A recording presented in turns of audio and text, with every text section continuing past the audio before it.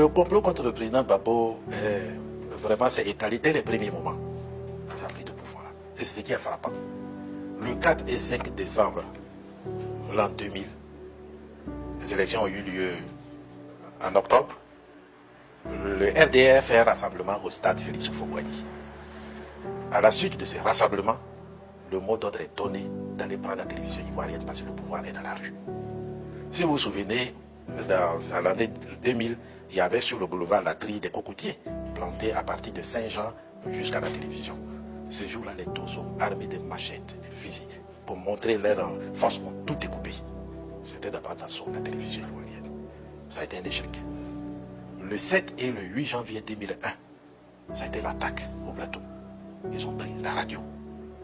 Quand ils ont joué, il y a eu l'attaque qu'on a appelée le complot de la Mercedes noire. Donc ça, c'est dès le premier moment. Il n'a même pas géré le pays pour qu'on voit s'il gère bien ou s'il gère mal. Ils ont commencé.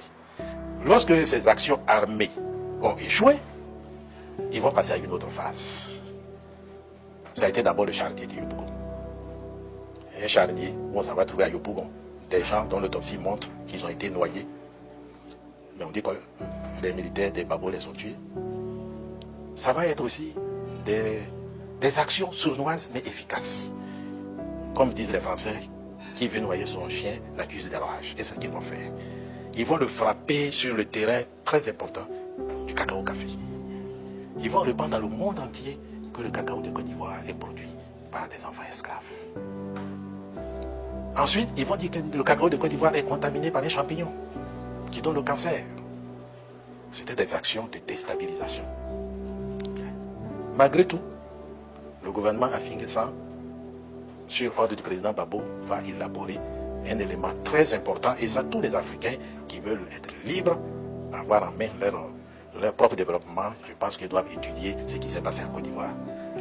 C'est faire le programme de développement de la Côte d'Ivoire et trouver le financement. Pourquoi?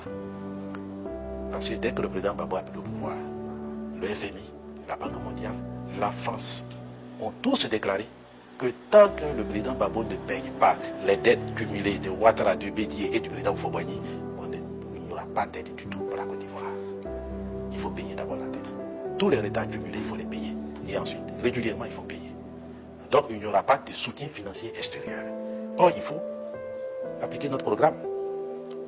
Alors, c'est pourquoi on a élaboré ce qu'on a appelé le budget sécurisé. Le budget sécurisé, dont le montant est 1250 milliards de francs CFA. Ce budget a été façonné d'abord par les économistes ivoiriens, chose rare dans les pays africains où toujours on vous demande l'assistance des soi-disant experts internationaux. Ensuite, rien que les ressources propres du pays ont permis de boucler ce budget qui a été appliqué, et à la fin de l'année, il y a eu même un excédent budgétaire, ce qu'on n'a jamais vu dans nos pays. Le succès de ce budget sécurisé, pour moi, a été le point de départ qui a poussé la France à attaquer le régime de président Gbagbo. Parce que voici un pays africain qui, premièrement, est surendetté par les régimes passés. Deuxièmement, à qui on dit tu n'auras pas de soutien financier tant que tu ne payes pas nos dettes. Et ce régime-là arrive à payer les dettes, à voir son budget, à fonctionner. C'était pour montrer la voie à tous les Africains que nous sommes capables de nous développer. Si je veux paraphraser le président Obama, yes, nous pouvons. Alors, ce budget sécurisé, en fin de compte, c'est un élément de toute la politique que le président Gbagbo a toujours dit. Il faut que nous soyons souverains. Et dans tous les domaines. Aujourd'hui, la Côte d'Ivoire, comme beaucoup de pays africains, nous avons les ressources humaines qu'il faut. Il faut les faire confiance. Il faut faire confiance aux jeunes. Il faut leur dire de prendre en main le développement du pays. Nous avons les ressources naturelles qu'il faut. Nous avons les moyens nous-mêmes de financer notre développement. Et cette politique, il va essayer de faire la promotion, même dans la sous-région.